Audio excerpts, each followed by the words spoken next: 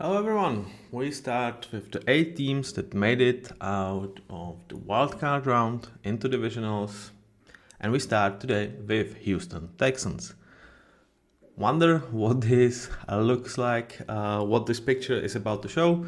Well, I feel like they are absolutely light in the middle of their O-line, which at the end of the day was a major contributor that stopped them from achieving what a lot of people hyped Texans to be able to in year 2 of CJ Stroud.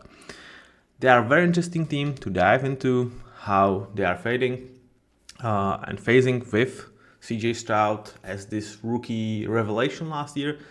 They kind of made a lot of moves in the offseason where being able to know where we have a guy that we absolutely trust to be our future quarterback. We have him on 4 more years on a cheap deal. Let's try to build a team around him and invest pretty heavily. That's what made a lot of hype arrive towards the Texans. Some of it deserved, some of it so and so. Let's just deep dive into what these guys were able to achieve. And as usual, we will start with looking at how their draft picks pan round in year 1. We start with Camry Lassiter. They didn't have their first round pick because of Will Anderson trade last season, so they were starting in the second round. And Cameron Lassiter, I was slightly higher on than consensus, and I feel like what really pushed him down on a lot of boards is, well, you don't see that many quote-unquote slow corners to really made it out in the NFL. But Camry he's just a football player, man. Like, he freaking gets it. I feel like he has, let's say, other abilities to make up his top speed because he has quick feet, he has a good length, and he is very, very heady. And I think year 1 he was as good as you can hope for. Like, I feel like he clearly taken the job of, I am this team's second best corner. And on some teams, he would even fight for being the best corner. But here, he can just be this really good number 2 next to Derek Stingley. And you don't have to give a damn about this position for years to come. It feels like Camry is going to occupy this position for at least 3 more years. And is he ever able to reach towards top of the corners? I feel like that's where some of the limitation with the top speed is going to come. But I don't think this is the end of his development. I feel like this should be his floor for next years to come. There could really be a situation in which he looks like he did his rookie year for next 3 years, and you are freaking absolutely okay with that. That could happen. I really actually with him, I do not expect him to drop off. I feel like he just gets it, man. And you, as a Texans fan, you cannot be more happy than this pick, especially when you think about what you will have at the corner at the corner position for next years to come, because Derek Stingley, we will talk about him later, what year it was for Derek Stingley, and you have him for 2 more years on cheap. But I think he is a player that might be heading towards a big extension even this offseason. And I mean quote unquote cheap, because when you are, I think he was number 4, number 5 pick in the draft. Number 3 actually, number 4 was Sauce. Even his 4th year is a quite high number with 11 millions, and I think his 5th year option is somewhere around 20 millions, which you absolutely take. He is a legit top corner. But Cameron Lassiter, he's the point now, and what a corner to, if he improves, boy oh boy, I don't want to throw against this defense, especially outside corners. Then we shift towards Blake Fisher, who I felt like he was a bit overdrafted, and a lot of people had him as this higher floor prospect that, in case of emergency, he can play. Year 1, he needed to play. There was a state of emergency for this Texans O-line, and it was bad. It was not bad enough for me to lower him, but he was not ready. I don't think that there is a clear word in which he's done. I think there is still nice potential within him.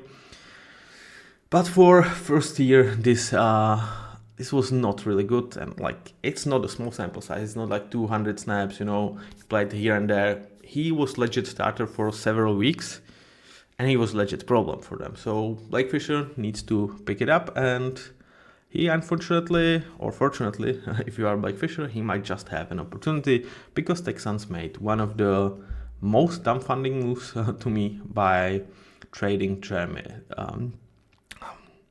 Larry Tunsil. We'll talk about it later, but what a move. What a silly move, in my opinion. But let's go and check another picks. And Kalen Bullock, he's an interesting one, because he was asked to be a starter from pretty much day one. He was able to maintain that position for the whole year. And he ended up a year with 5 interceptions. So like for a safety, that's incredible production. But anytime pretty much that he was not able to get his hands on the ball, whether it's to break it up or to intercept it, he was just not at the right places. Like his coverage grade is 36.2, which is kind of crazy when you consider how productive he was. Like he was a freaking liability in terms of coverage. So yeah, if in 4 of the 5 times you are not at your position and you allow easy completion, or you open like so much space that others have to try to cover it, and then there is other space that's open because you are at really, really bad position. And then on the 5th one, you actually get your hands on the ball. I mean, you can live with that as rookie. That he showed some like incredible things, when he can get to the ball, whether it's like to run defense or actually like with pass defense. He's good. He has ball skills. He understands where he needs to, like how he needs to attack the ball, how he needs to attack the runner. But he needs to freaking develop this, or he's just going to get picked on after picked on, and he cannot sustain this poor level of coverage as a starting safety for years to come. Again, this was year 1. They asked a lot of him. I'm not like discouraged. Like if you just look at the PFF grades, you could be like, okay, they need to bench him. If you just look at the production, it's like, oh my God, what a steal. So it's like, I would be more of the side of PFF grades where like, I don't think you can be this bad and be like a full-time starter. Like in some special packages when you can like have him on this sort of a free role, like yeah, don't cover, just try to check the ball, and don't like you have responsibility for just tiny amount of space. We have other guys to cover the space for you, and you just try to go and get the ball. Okay, but not for a starter. Like you cannot live with that as a full-time starter. So we will see where the career will sway him in the future. And with the next selection, they selected the Kate Stover, tight end that I really liked in the process. Thought that he was not supposed to be out there. I'm sorry, guys. Here I have a bad amount of snaps on his account. He played 435 snaps. Don't really know how this happened. It probably some type of with my fingers. So he was kind of guy that they used sparingly across pretty much every game. He was able to really play in every single. No, he missed like 3 games or so, but he was really out there for like from 15 to 30 snaps a game. His numbers went higher in terms of end of the year, but he was kind of a part of the problem in terms of he was not really providing you pretty much anything in terms of pass blocking. It was like holding solid with run blocking. And it's not like he was this great specimen in terms of catching everything. Like he was solid as a pass catcher, but not necessarily providing too much in this department that would justify him being clear liability in some of the snaps in terms of blocking. So not a great year for Kate. Older prospect. He's going to be 25 next year. So I did expect more. I really liked him. I felt like he's going to hit ground up and running and it's going to be like clear number 2 tight end next to Dalton Schultz for next year. Right now, with the tight end class being quite solid this year, I'm not sure if you as Texans are absolutely cool with the situation and let it play out without an investment. So behind him, Jamal Hill, Jawar Jordan, really nothing to speak of in their year one. The same with Solomon Byrd, Marcus Harris, and Ladarian Henderson. On neither of these guys I had like pretty much any opinion. They were pretty much in my UDFA, late round picks. Okay, take the flyer, maybe some of them hits. Yeah, so far none of them really got to play. I mean, Solomon Byrd played 20 snaps, so that's pretty much it from this group. So if you look at this draft from Texans, consider that they didn't have a first round pick. It's good, but really not nobody who would emerge from the guys that you took draft throws at. And in terms of some of the guys that you expected to have higher floor, like Blake Fisher and Kalen Bullock, they played a ton, almost 500 snaps for both of these guys. Really not what I would say a high floor guys would show up. It was not disastrous, but it was not good either. And then you have Kalen Bullock, who is really you can find something special in his game, but he can also be just unplayable, so there is huge variance in terms of how he's going to project into next years, but there is definitely some optimism to be had about his future. And in terms of Kamal Lassiter, that's a slam dunk hit. So, so-and-so draft, I would say, year one in terms of how they pan out. But now let's check the roster and how they did in 2024. And we start, as usual, with the quarterbacks. Davis Mills, really not much to speak of. He played a game and something with CJ Stroud injury, but really nothing to say.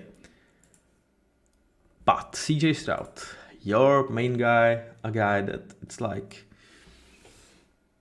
after year one, it was why haven't you risen him to amazing starter? Because frankly, he played one in year one. But my concern and my pushback was, the snap count is not that significant. And also, I don't really feel like they've asked him to do super many advanced QB stuff. I don't think he actually needed to deal with super diversity. It felt like he did really a lot of things very, very well, but with that limited sample size, I have not seen enough of high-end reads really being able to work from broken protection, because year one, the protection combined with the scheme actually provided a lot for CJ Stroud. Year two, hell no.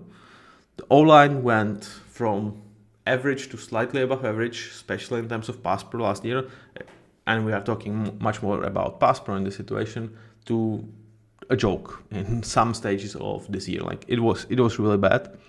And Bobby Slovic, it's not usual that a guy that, I don't know, a year ago, there were some asks for him to even have a head coaching interviews. He's young. He worked with CJ Stroud for 2 years. CJ Stroud looks amazing, and you've made it to the divisional round again, yet you are fired. For that to happen, it's clear that the play calling was really not delivering. So despite that, I feel better. Not despite that. Because of that, I actually feel better about CJ Stroud after year two, because this year he dealt with so much adversity. He had to work with, at the beginning of the year, one of the main selling points for the Texans hype was, oh my God, look at these wide receivers, right? Nico Collins, ascending superstar potentially, Stephon Diggs, former superstar that could still have it, and Tank Dell, this really interesting, exciting, super twitchy, super speedy, acceleration type of guy that you don't want to cover. If you can get your hands on him because he's tiny, yeah, you are good. But if you miss him because he's super freaking twitchy, you are screwed as a defender. So With that being said, also that Dalton Schultz, solid tight end. So that was the main selling point of this offense. And like with the O-line playing solid last year, especially in terms of pass blocking, it was like, okay, the sky's the limit. But Stephon Diggs went down early in the season. Tank Dell missed some time. Nico Collins missed some time. And like on average, I don't know if those guys played together more than like 250 snaps. So he was working with like 1.5 out of these 3 great receivers.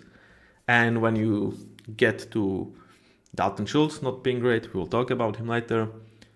Pass pro really not holding up. Bobby Slovic, like I would say kind of rightfully being fired. Now you are getting a situation in which like delivering this type of performances from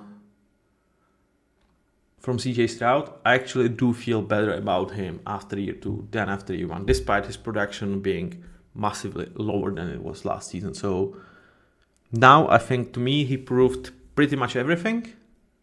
Can he ascend to eliteness? I'm not sure. But to me, he is in that group of really, really great players. Would I put necessarily him towards the group with Matthew Stafford, Jalen Hurts, and Jaden Daniels, who are like 5 to 7?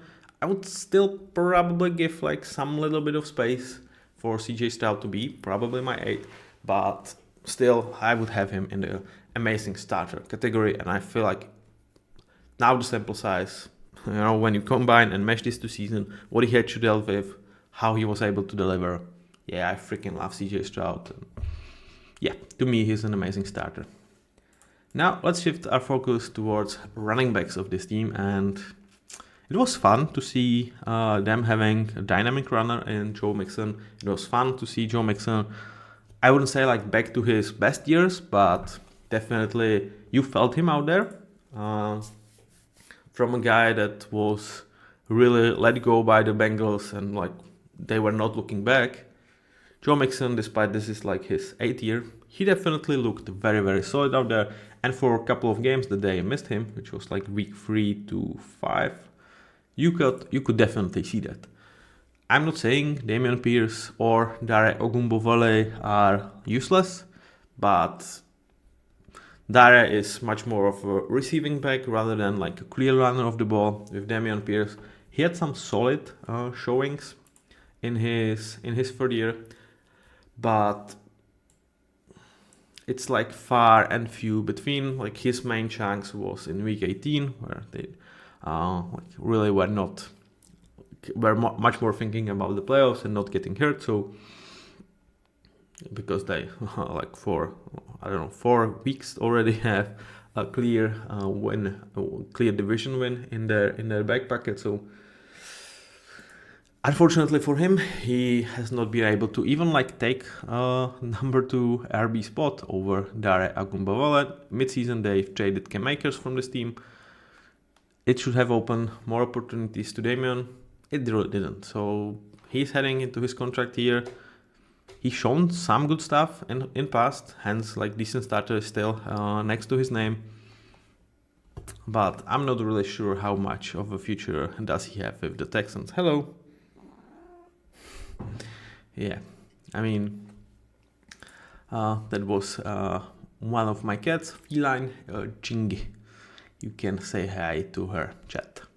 But now let's move towards wide receivers, and it's great conversation and it's sad conversation. It's great because Nico Collins is just ascending towards the top of the creme de la creme of this league. He is Travis Kelce to Pat Mahomes. That's what he is to CJ Stroud in the pinch. When the play breaks down, Nico Collins, look for him. CJ Stroud will definitely do that, and he's going to be able to find him. And it's so much more than that. He is like easily top 10 wide receiver. To me, he's just on the verge of being top 5. Sad thing was that he was only able to play like half of the season. So for some, there is a lack of the sample. But even with that, like over 1,200 yards, like dude, like just watch Nico Collins out there. And it's not this year, it was last year as well, and like he is top dog, man. Stefan Diggs, another player that was unable to play for majority of the season. They kind of brought him for not cheap, but not necessarily a price that you would like assign to Stefan Diggs like 2 years ago. To me, he's not elite anymore, but he's still really exciting player. I would say he's probably in lower echelons of amazing starters, and I will watch where he lands and how he's going to fit there.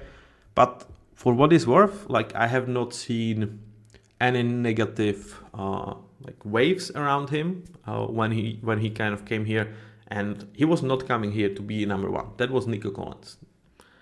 Despite that, when he played, like he looked really solid and provide this team with what could have been. Like if this trio was able to stay healthy and pass pro was a little bit better, what could have been for this team last year?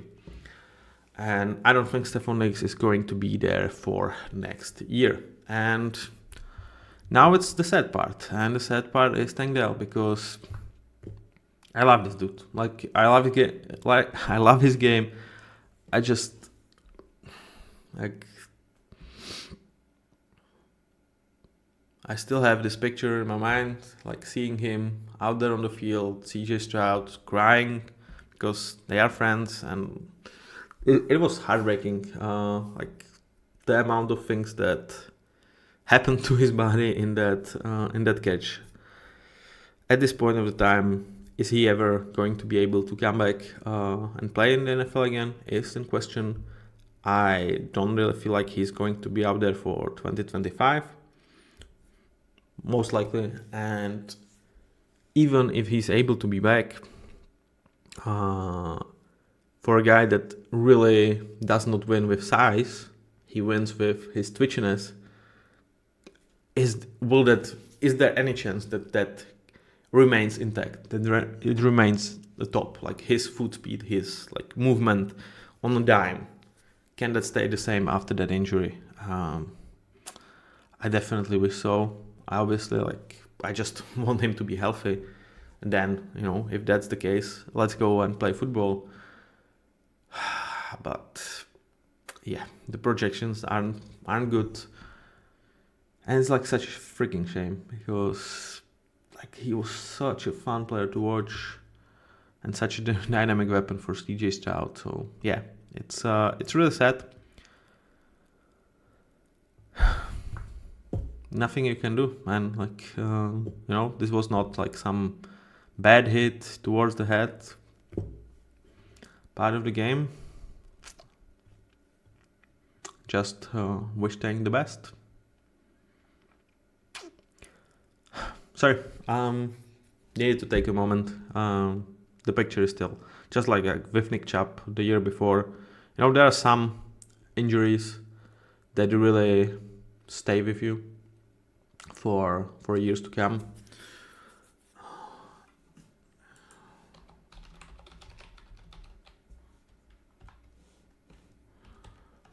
For a Seahawks fan, I remember Ricardo Lockett injury with his punt return. So yeah, when you see this type of things, like it puts you back. Like for guys that don't watch football, like Christian Eriksen collapse at Euros a couple of years ago. Like obviously Damar Hamlin. Like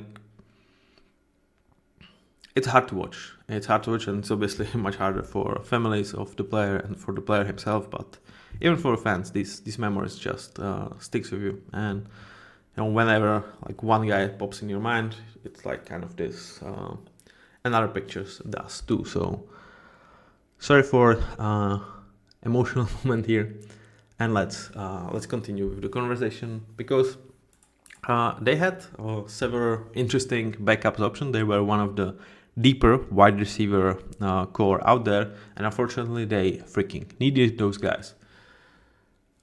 To me, who stood out as the potential guy that can carve himself a role for years to come is GMaty, cancer survivor.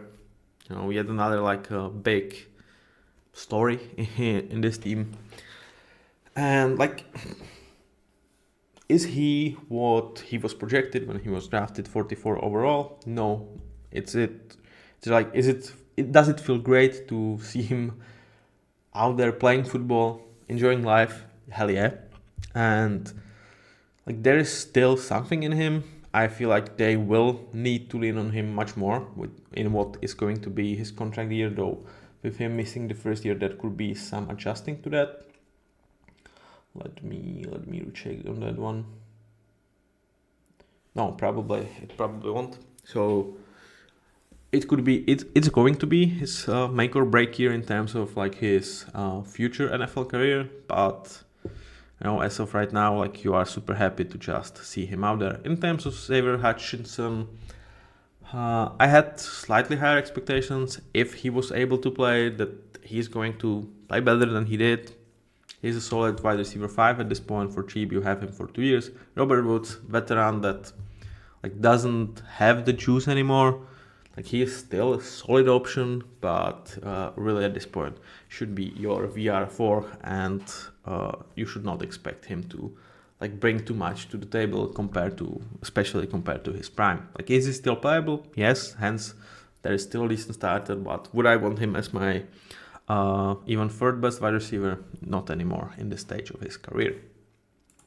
So now we switch towards tight ends. We already talked about Kate Stover. Once again, apology for bad snap counts for him. It's much higher than 124. Other numbers are correct. In terms of Dalton Schultz, he had really good year in 2023, hence they brought him back on not much, like it was 2 years, 25 million, something like that. Oh, it was actually 3 years, man. Okay. 3 year 36, so yeah, at the ballpark of 12 million a year. And like, I would say, year one, like, it was a big drop off to where he was year prior. At this point, I don't think he's a guy that you like are happy to pay 12 million a year, which like a year ago in nowadays price would be like, yeah, that's definitely worth. You are not cutting him. Like, you would not save anything for this year. There is still pretty much the whole contract for second year is guaranteed. But next year, 14 million in terms of cap hit, 2.5 million if you cut him, so you can save 11.5 million. Just like with Kate Stover,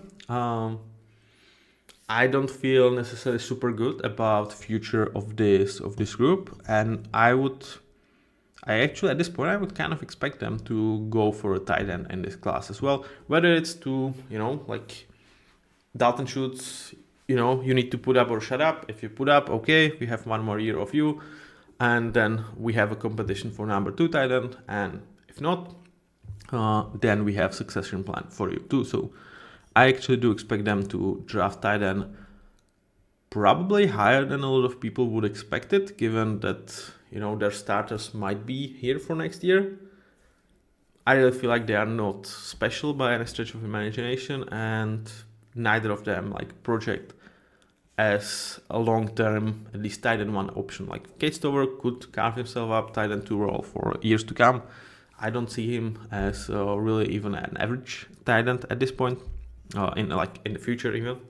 So yeah, I actually feel like low-key that's a need for this team. Not necessarily perhaps for 25, and given some limited resources, I might be wrong that they would think ahead, but we will see when the draft comes, right? In terms of O-line, we start the conversation with Laramie Tunsil, who is just Laramie Tunsil. What does it mean? He is an elite pass protector. He is average run blocker.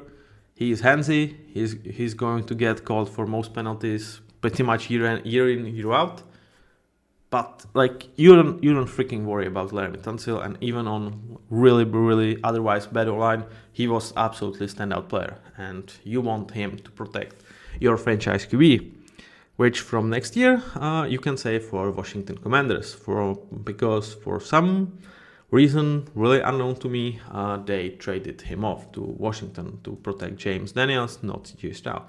I mean, I don't know. To me, this is one of the most unexpected moves in this offseason, and I will dig deeper into this after free agency is over, and we will see like how completely they address the situation. As of right now, it would feel like they are somehow comfortable with Blake Fisher being their left tackle next year. Good luck, CJ.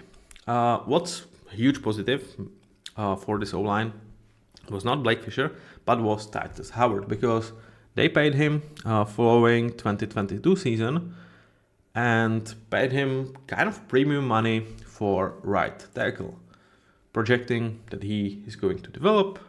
He was like 27 at the time of extension, coming off really solid years, as well as like this was his first contract. He was drafted 23 overall by the Texans, so it made sense. But in 2023, they played him as a guard, and he freaking struggled there.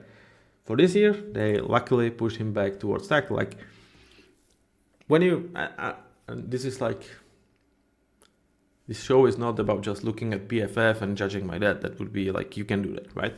But they are imperfect, and you know, like I hope I'm bringing something much more extra to the table. But here I'm just going to give you some perception of what they did to Titus Howard. So he got his extension based on 76.9 PFF grade. Let's say he would do that at the end of 2022. It was his best year. He was very solid in this year overall. Like, let's say he graded as an average right tackle in the league. Next year, after that huge extension, they push him towards the guard, and his grade is 46.8, which is replaceable guard. Now he was back towards offensive tackle, towards right tackle, 70.2, again graded out as an average right tackle. Like, what were you doing? What were you smoking last year? I mean, I do understand that you struggle with interior and you continue to struggle with interior this year, but like, is it really worth to put a guy that really struggles there and, you know, weaken your right tackle? Not really. So as of right now, I feel like you are comfortable with Titus Howard, even on this contract, to be your franchise right tackle, and just don't make any stupid things in the future. If in some cases he's going to like come back to the earth and like goes back to what his tape was in 2023 on different position, or if they are like kind of weird enough to again shift him, perhaps they project him as their future left tackle. I don't know. There is potential for them to do some silly stuff with Titus Howard. His contract is really not so easy to get off. So my recommendation to Texans, like, keep him where it works for at this time, I would say rightful amount of money, and be happy with having good right tackle, please. So we talked about Blake Fisher. Now let's go towards interior. And like on the surface, this is very similar conversation to what we had with Minnesota Vikings. If you play these guys and one of them is your worst link in terms of interior, you can live with that. If you have, you know, I would say Frank Ragnow, Creed Humphrey, or like top interior players, where it's like Chris Lindstrom, whatever, I guess you can work out with two of these guys next to each other. You cannot work out with three. Like, as much as individually none of them was like super bad. Like, we have this special to come even with this group, but it's like, yeah, I will use Vikings comparison. It's like you are constantly leaking some water into your boat, and like interior pressure, that's really freaking tough to deal with. So if every possession pretty much one of these guys is losing or not creating a push in terms of running game, you are constantly behind the A ball. And that's what was happening. Like, again, for how I projected these guys to play, they played solid football. Like, they are not disappointment. And even like in Jared Patterson, like for him, it was really nice year. Like he was a 6th rounder 2 years ago, and he looks like a potential starting center in the league. Like, for him, great. For Shaq Mason, he was once again able to stay healthy for almost the whole year. This guy is crazy. Like, this guy is freaking crazy. Like, he has rarely missed time. It was his 11th or 12th season. He's just freaking insane. But that comes with baggage, because his body is like so worn out that like his quality starts to dip. Like again, if he is your worst interior guy, you absolutely live with Shaq Mason. Like he is very solid. His experience, he is present in the locker room. Is he worth like 15 millions a year that you are paying him in terms of cap hit situation right now? Was he worth 12 millions a year ago when you extended him? Or 2 years ago. Yeah, I think so. In terms of the extension, in terms of is it right now? Well, not anymore, I would say. But it's again like not a contract that you are absolutely getting out of. So yeah, Juice Cracks again, like for what you expected out of Juice, he was third rounder I think 2 years ago. Let me recheck. 62 overall. So yeah, pretty much a third rounder 2 years ago. Yeah, and like it was a solid year. Like he was able to play kind of all over the situation. He can play center, he can play guard. Yeah, it's like if you just look at this in the vacuum, or if you are a rebuilding team and you kind of need young guys to step up, then it's good.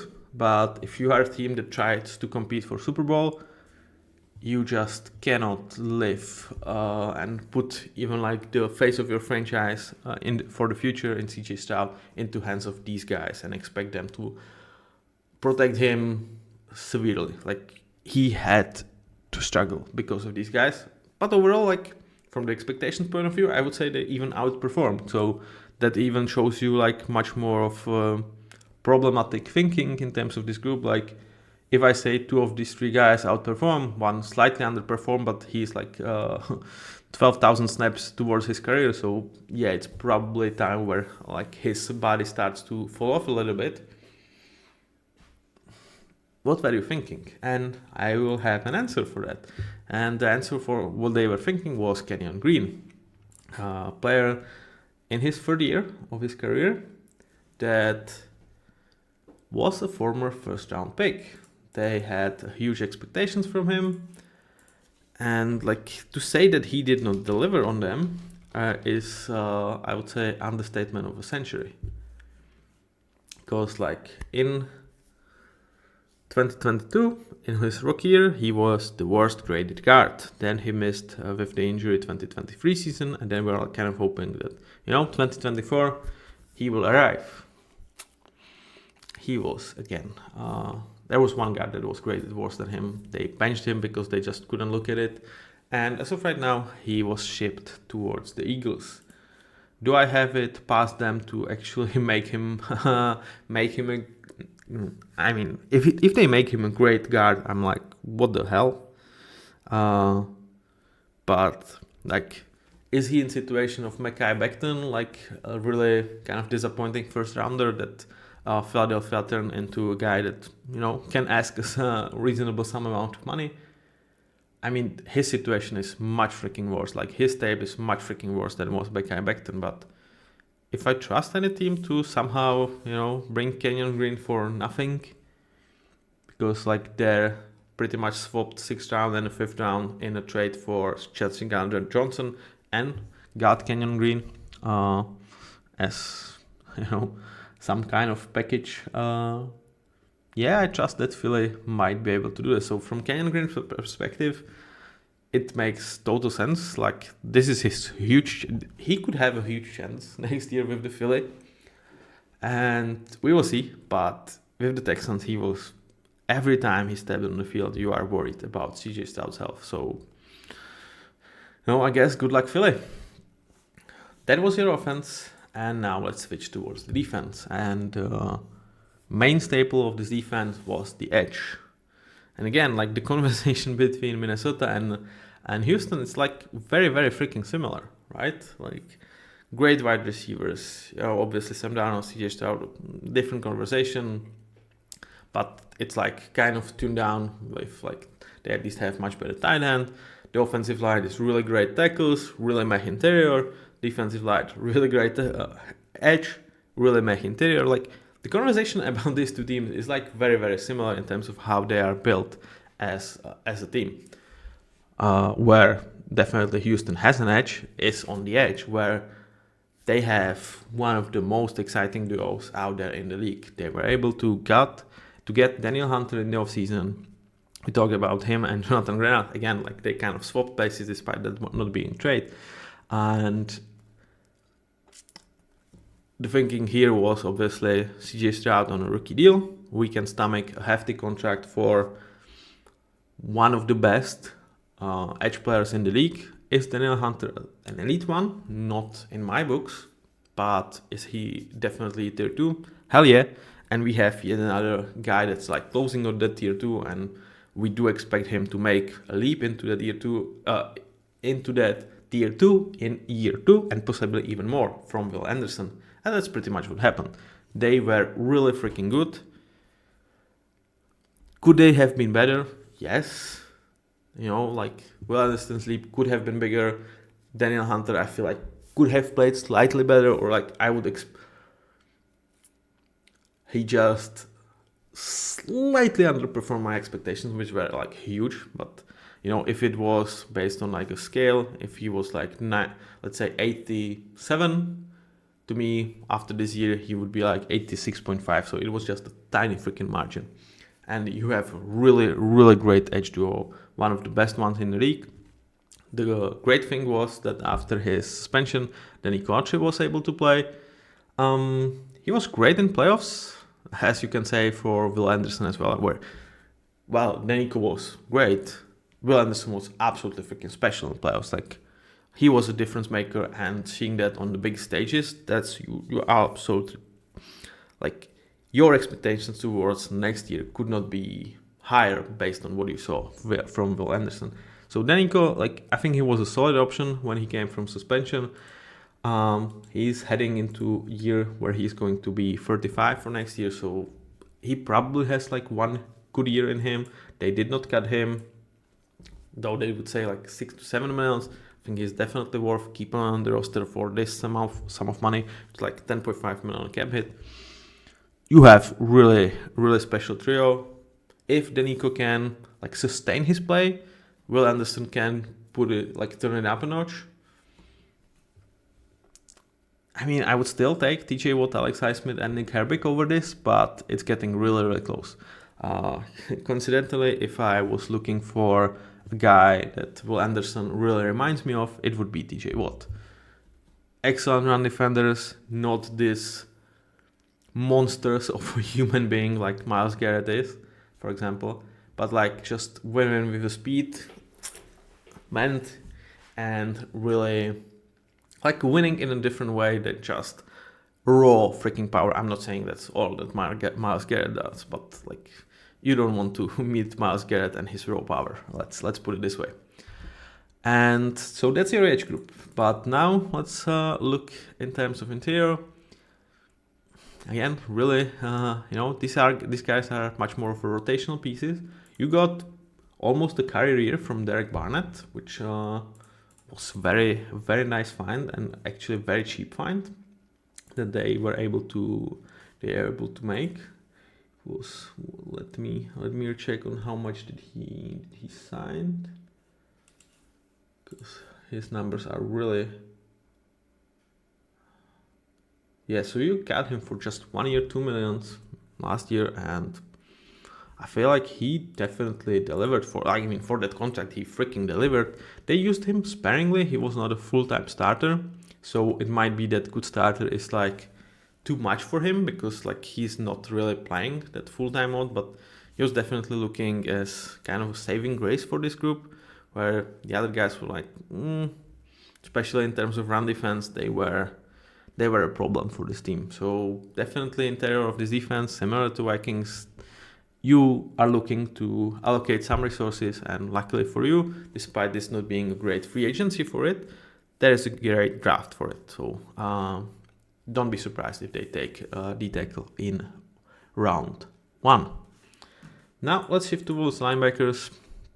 With Follow Fotukasi and Tommy Togai, they are rotation pieces. For Fotukasi, I just it might be controversial that I have him as a solid backup, which when I actually assign this grade towards anyone, it really means that I don't think they should be playing.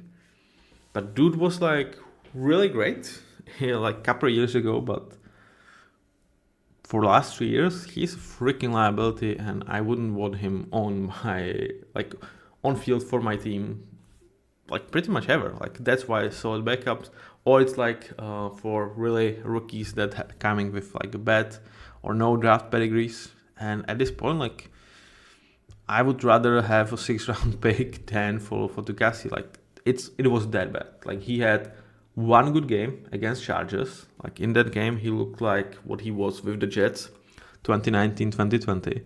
But other than that, he was just a freaking liability. And let me check on that one, because as the free agency is, and as of right now in full motion, there were stuffs like moves to be made, and let me check how they've dealt with Fatukasi. Okay.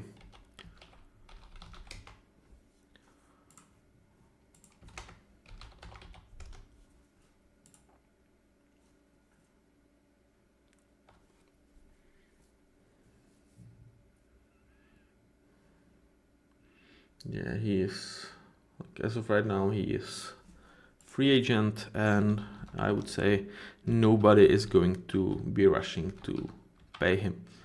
They were paying him like 5 million a year for this one, and yeah, that was a huge overpay for what he put up. So really, his career could be over. Luckily for him, he definitely earned himself quite a lot of money, especially from the Jaguars. 20 million guaranteed just a couple years ago. You know, you can thank Trent Baalke for pretty much setting your family for success for future generations. Now let's shift towards linebackers. And just, I mean, this is freaking, again, like I cannot not see, especially like doing this as back-to-back episodes with Vikings and Texans, how similar they are, because again, here you can see very interesting linebackers duo. Here obviously DeMeco Ryans has his huge say in who is going to be making this group, and he clearly had worked with Aziel Al-Shaair. They are comfortable with each other. He gives him what he needs from his premier linebacker, and Henry To'o next to him is developing quite nicely. Something that was not a gimme for this guy. Like it could have been much more bleaker than what he was like in it was his year 2 or his year 3. Let me check. I believe it was year, yeah. Like compared to last year, there are clear signs of development from Henry To'o, who was 5th round pick. And you know, like I've seen linebackers taken much higher than Henry that would project much worse 2 years into their careers. So I feel like you are absolutely happy with his progress. And next to Aziz, I do trust them to actually be a really good duo for 2 years to come, which like you have both of them under contract for. Really not much to say about Neville Hewitt. Kind of cheap signing that was delivering very solid backup snaps, or like when they wanted to have 3 linebackers, or where Aziz was unable to play due to injury. He definitely like proved himself to be a solid player, and they brought him for what? Yeah, 1 year, 2.3 million. So just exactly like you can just do this with a lot of linebackers. Kind of unfortunately for the state of the whole linebackers market, that's when we just copy pasted a lot of linebackers room. There are guys like Neville Hewitt who will play for 2 to 3 millions, and you can pretty much insert them as RB2s. That won't be a problem in how like the NFL structures these days and how they are used or not used in the defenses. So with that being said, now let's shift towards safeties. Couple of veterans in Jimmy Ward and Eric Murray, and young Kalen Bullock. So how did they fare in 2024? I would say, given their age, solidly. I was not a huge fan of like Eric Murray's game, but I would say like for what he is, he held up absolutely solidly. Kellen Bullock, we already talked about him, really boom or bust. Jimmy Ward, unfortunately, in his years, you kind of have to assume that he's not going to be able to play the whole year. But when he's out there, like he's still a really great player. So let's keep our fingers crossed that he can stay healthy more. And obviously, like with his age and like the fact that he probably is not going to be there for the whole games, it comes a certain discount that they can get him out for. And he is a very good player for what they are paying him. Overall, like this room, I would say like played towards the expectations, and it's going to be interesting how they will like think about it in the future, whether it's yet another position that they will try to address with the draft, or will be much more in terms of like there is a bunch of veteran safeties that you can get for like 5-6 million a year. You can get a really good play out of them, and we will just patch it up like that and hope that Kellen Bullock develops. Really interesting to see. We will, I guess, see with the draft and or free agency.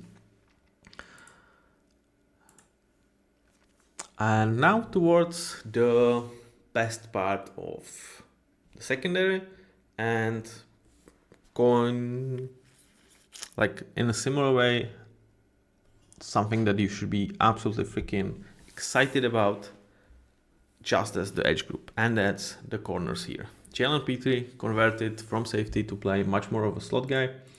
I just give you guys the precise numbers on this one. Yeah, he played 434 snaps as a slot, 188 as a safety in the box. So yeah, he converts towards this position much more. And I would say this was definitely the best year of his career. He was very, very good out there. And you find yourself like cornerback trio for years and years to come. If they don't break it, which like they have at least 1 year in which they absolutely don't have to, that's really fun room. And Derek Stingley, what year it was, like kind of finally taking this monkey off his back in terms of everybody was like, oh my god, how they did not pick Sauce Gardner over him, like what a stupid pick from the Texans. And Derek Stingley this year was better than Sauce. He was, to me, second best corner out there after Pat Surtain. Like you cannot throw a ball at Derek Stingley this year. Like, dude was absolutely delivering. Like, most of the time, you just did not convert the target. Sometimes he just picked it up. And, sometimes you were able to convert, but, it was small gains. So Derek Stingley, like, what a freaking year for him. And, like, not only that this year he was excellent, but, like, he was really following on his breakthrough last year, because year one, like that's where the narrative was kind of created, because Sauce was like here in year one already one of the best corners in the league, and Derek Stingley had really bad year one, like compared to expectations and compared to like number 3 pick, like you do expect the guy to perform in year one too. But since then, Derek Stingley, I mean, yeah, he is there. He is the top 3. I think the top 3 is absolutely clear. It's Pat Surtain, it's Derek Stingley, and it's Sauce Gardner. And what a player to have. And I really wonder how big the number is going to be for these two guys. And I would kind of urge Texans to sign him up sooner than later, because, and the same goes for the Jets, because like the minute one guy out of these two, because they were drafted kind of together, they are at this point on very, very similar level. One guy signs, the other is going to want more. So I feel like it's very, very beneficial to put the pen to the paper with these guys and sign them even after year 3 of their deals. Obviously, you have like 2 more years in terms of rookie and 5th year option, but I feel like they are eligible to be signed even this offseason, if I'm not like hugely mistaken. If so, please let me know down in the comments. But next to him, you have Kamari Lassiter. We already talked about him. What a perfect 2. Like, when you look at this group and you kind of understand that this should be probably at worst as they are, because I really feel like both Jalen Petrie and Kamara Center have another gear in their game. Like, it's going to be freaking atrocious to throw against this team. Like, you imagine the pass rush of Daniel Hunter and Phil Anderson, and you are throwing to coverage of these guys. Good freaking luck. Figure out the interior of the defensive line. I think you can patch somehow safeties. Linebackers, I do trust with Demico Ryans. And we are talking about one of the best defenses out there. And that's like, with CJ Stroud as your QB, Nico Collins as your wide receiver, that's a recipe for Super Bowl success, man. So they have really good build-up blocks. Now the question is, can they build the Taj Mahal? Can they deliver the Super Bowl? We will see. So that was the roster breakdown from 2024. Now let's head out and give some rewards. For draft hit, we go with Kamara Lassiter.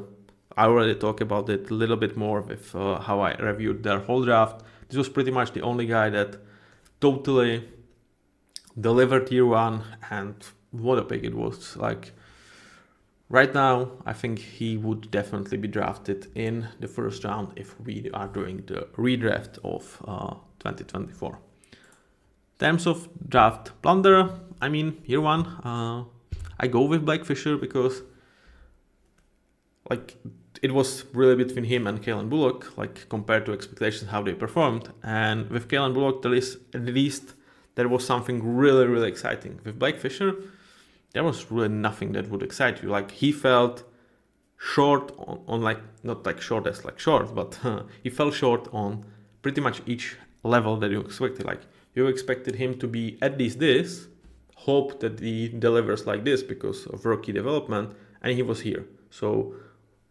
the floor should have been at least good on him, but it wasn't.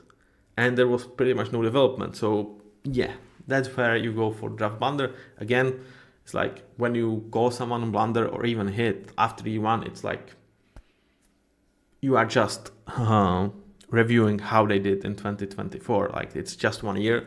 There is definitely a chance for Blake Fisher to step it up, and perhaps, as we talked about Laramie Tunsil being traded, he might be their starter next year. So yeah, good for you, Blake.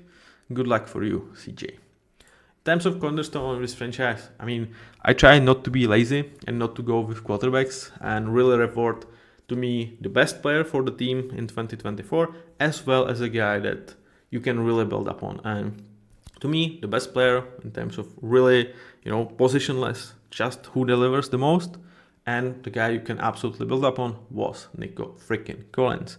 He definitely signed himself up into elite starters category for wide receivers. For me right now, he would be probably my number 6. Probably 6.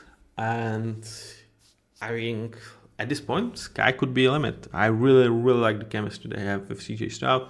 Just hope he stays on healthy, and next year, 2,000-yard season, I think it's with him. Especially like when we talk about unfortunate situation with Tangrel, he might be a guy that's going to get fed the targets. In terms of unsung hero, I went for Jalen Petrie. Like, you can be like, where is Derek Stingley? Like, he just missed on being a cornerstone next to Nico Collins. I think, like, like, obviously, if you are talking about the definition of cornerstone, if you had a guy that's bringing the most value towards this team, it would be CJ Stroud, and it would not be close because of QB position. But then if you really think about this as guys who had the best seasons and are going to be there for the future, it was between Nico Collins and Derek Stingley. I just went with someone who I felt like was slightly better. Though, like, it was like super freaking tiny margins. And, if you want to say Derek Stingley should have been up there, yeah, like, it's like 50.001 to 49.99 to me. Like, it was damn close. In terms of, I could not really say Derek Stingley and give him an award as an unsung hero, because obviously there has been so much praise for Derek Stingley. So with this award, I go with someone that is like less known about the public, but his contribution was crucial for the success of this team, and that, to me, was Jalen Petrie. like converting much more towards slot, really taking very well on this position and delivering the, I would say, breakout year from him. It was far from perfect, but to me, he needed to work for them, and he definitely did. In terms of flop, I mean, I bashed him a lot. He's not even on the roster. Former first round pick, 3 years into his career. Like, you still have 1 year of cheap control over him, and you just let him go because like he was so damn unplayable for you. Again, if there is a place that I kind of somehow believe that he's going to, make it and like actually become a solid guard, I think Philadelphia is the spot. So for Kenyon Green, really best outbreak of the situation given how fucking putrid he was so far. Now let's check the state of this franchise as it is. Head coach DeMeco Ryans, I moved him towards my A category. I feel like the way he was able to turn this thing around in 2 years is just incredible. And when we will talk about 2024 and why is that just a B minus,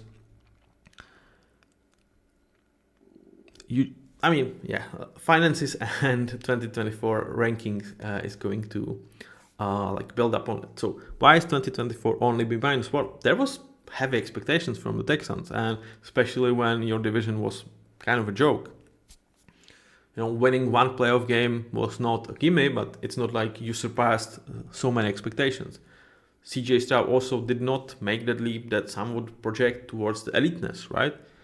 You supremely struggled with your offensive line. You needed to fire your offensive coordinator. So there were things that went poorly for the Texans. To top it off, you probably lost Tank Dell for 2025 and perhaps even beyond. So there was actually kind of a lot of things that went bad for the Texans, but still, I mean, for a guy in his second year as a head coach and as a rookie QB, to have 2 playoff wins under his belt, to not fold under the pressure, to really, to me, ascend the tier for me because he was able to deal with diversity. DeMeco Ryans really starting to build this defense towards defense that can win Super Bowl, in my opinion. Like Derek Stingley, Will Anderson, the rise from those guys is absolutely something that you should be encouraged. The cornerback room is freaking great. So there is a lot of good, but it also comes with severe amount of bad. In terms of QB, I mean, you have one of the if you want to polemize with me, okay, but I don't think you should put CJ Stroud below top 10 in the league and you have him on 3 years of a cheap or cheapish control. I mean, he's going to get paid over this 3 years as much as Geno Smith would get paid in 1 year with Seattle. So and that's not jab on Geno. You can say Sam Darnold with Seattle, whatever. That's just how much this means to have a great hit on a QB for a rookie deal. It just opens up so many opportunities. In terms of hot seat, dude, this guy is going to be there for 10 years. I don't know what would have to happen for them to fire him. He just came into shitty organization, into shitty situation, and in 2 years, he turned it around. One thing that is not as good, despite having a QB on a rookie contract that's absolutely freaking delivering, the finances for the Houston are actually in much worse state than you would hope for. They obviously kind of went out there and make some big moves last offseason, pushed some money down the line, and were not necessarily in the greatest positions towards this free agency class in terms of how much cap hit they had. But also, there is a lot of that cap hit that they need to stomach because, for example, Stephon Diggs, how they prolonged that. But also, when you consider draft moves before DeMeco Ryans was here, Kenyon Green, for example, there is, not that many guys that are on rookie deals that are able to really fill this roster with quality. And let's just slow down on super high praising DeMeco Ryans. Their 2024 draft was not exceptional. So there are holes in this team, and there is not necessarily too much money to patch these holes. I mean, you still can like borrow from future years, and I feel like you should do it when you have CJ Stroud like that. I really feel like they should be kind of all in for next 3 years and just like figure out the consequences later. When we talk about the Saints, when we talk about the Browns, I feel this is the situation in which it absolutely makes sense to push everything you can down the line and deal with that later and really give yourself an exciting chance to really like do something insane with such a great second year player on rookie deal.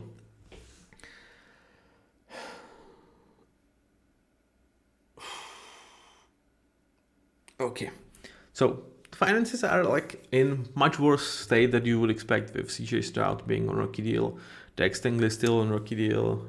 No, it's much worse than you would hope for. Strengths, level of some of the young players, because when you look at the core of this team, Derek Stingley will be 24, CJ Stroud the same, Will Anderson the same, Nico Collins 26, Kamari Lassiter, where's Kamari? 22. Like the quality of the young players that they have on really so many great positions that you need to have great players for is not unheard of, but is one of the best in the league. So that's definitely a huge strength of this team. In terms of division, whilst I do like some of the future for the Titans, I feel Jaguars are going to be much better, and Colts are not a turnstile of a team. Like there is very if you are Bucks and you look at your division, that could be as good as good a perspective. Perhaps if you are Bills, but really one of the best perspective out there in terms of you look as a Texans, you look at your division, and you are not afraid. So really 3+ for their outlook. Now let's take a look at how that roster could shape up for 2025. Their offensive line, I felt like I'm telling you, I always will do this before free agency started, and I'm not going to change it based on the moves that are happening in times that I'm recording this, because I want to be as honest, because if I do this for the first team, I want to do the same for 2015. So what I expected was, well, Shaq Mason, you are not really getting out of their contract for cheap. Like he is a solid player for what he is. Juice Cracks, solid, ascent in his second year or third. And let's invest towards an OG, try to bring the best guy out there available, and you can live with that, especially when you have Larry Tunsil and kind of, let's say, reborn Titus Howard as your tackles. Well, the situation changes drastically when you trade Larry Tunsil, which is what Houston did for some unknown reason for me. I really don't know how, if they really trust Fisher or what their plan is. But to me, this was, we need one big gun for the interior to make this offensive line average to protect CJ Stroud, not we need to ship off our best offensive lineman by far. And if our successor plan is a guy that looked horrible last year, CJ, good luck, good freaking luck. In terms of playmakers, I mean, I have Tangdale as kind of a wild card, because I don't know if he is able to play at least a couple of snaps next year, or if he's able to play ever again. So he's kind of my wild card for these guys. I think with the rest, you are pretty much set on Nico Collins. I feel like John Mechie is going to get his chance in his contract year. I think he earned it to be wide receiver 3 in this weird Tangdale situation. A guy that if Tangdale can recover and play, you are okay to push John Mechie as a year 4. And I feel like they probably need to address the situation and really bring quality too, because at the end of the day, you are Nico Collins, and then it's bad because you don't expect Tangdale to suit up for week 1 at all. Joe Mixon, Dalton Schultz, kind of clear in my eyes that they will be starters. Both of them, I feel like they are going to be looking for replacements for years to come. With Dalton, to me, it's much more about his quality of play. With Joe Mixon, it's much more about the edge and the quality of the draft in terms of running back. So I feel like both of them are on 1-year deal. Let me recheck on that one. I mean, Dalton Schultz has 2 years, but to me, it's pretty much 1 year, and then you can cut him with really cheap, like get out of it cheaply. Joe Mixon is also on 2 year, but yeah, he's in a very similar situation. So this year it's pretty much guaranteed. Next year you can save 8.5 million if you cut Joe Mixon. So I feel like both of these guys are likely not to be there for 2026. Much more, I would say, with Dalton Schultz. If Joe Mixon, if he repeats what he done this year, I would say still draft a running back in 2025 and just bring him up to the speed for 2026. In terms of backups, I had still Kenny Holmgren here because of his draft pedigree and like, you know, they could still take a shot at him. They are clearly absolutely done with him. I do understand that. Kate Stover and Blake Fisher, both from this draft, you expect them to fill out the roles as backups, though like with Blake Fisher, we might see him started. Dameon Pierce is his last year. He had some flashes. I mean, it's probably a stretch to even call him a number 2 at this point, but yeah, I guess you can. Davis Mills is going to be a backup for CJ Stroud. That's kind of clear. In terms of defense, I feel like they are pretty much set in terms of defense, like overall. The only question I do ask is who is going to be their main defensive tackle. I feel like that's going to be someone from the draft. Again, really good draft to address this position. Either Will Anderson, I would say probably Tim Settle. We could speak about Derek Barnett as well at this position, you know, kind of irreplaceable in this spot. But Daniel Harter, Will Anderson, Asdi Alshire, and I think I've seen enough, and I would guess that D'Amico Rance has seen too from Henry Toto that, you know, with you have other problems on this team, I don't think you actually need to touch linebackers group. In terms of secondary, Derek Stingley, Lassiter, and Jalen Peter are clear. Jim Ward, I think, is also clear. There was a question about his retirement. As of right now, it doesn't feel like that. I didn't put Kalen Bullock here. It's like, you know, for me, have him as a starter if you are not counting on him improving majorly is just too much of a risk to stomach, but I definitely can see them sticking him out there. They definitely need some depth even for corner room as well. In terms of backups, we talk about Denico Autry. They have him for 1 year. I don't think he's going anywhere. I should have Derek Barnett here. Oh, but he was not. Okay, I know why I don't have him here. He was not signed. I was like, perhaps they will bring him back, perhaps not, but kind of a player that I struggled to put on these roster charts because, like, is it certainty? Far from that. And I tried to really predict how I would do it or the options that I feel like are 50% or more. And to me, that just wasn't him. They also have Christian Harris as yet another linebacker that performed quite nicely. We have not talked about him too much in the linebacker breakdown, but he is yet another guy that these are his numbers from last year.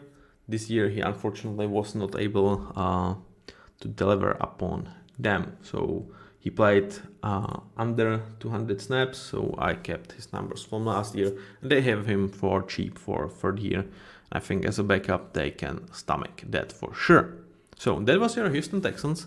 Kind of interesting where they are because at least I've expected to like them much more because like I really like CJ Stroud, I like Nico Collins, I like them. Like there's a lot to be liked. But when I really dig deep into how I break down this roster, it feels like the sins of the past are yet to be paid.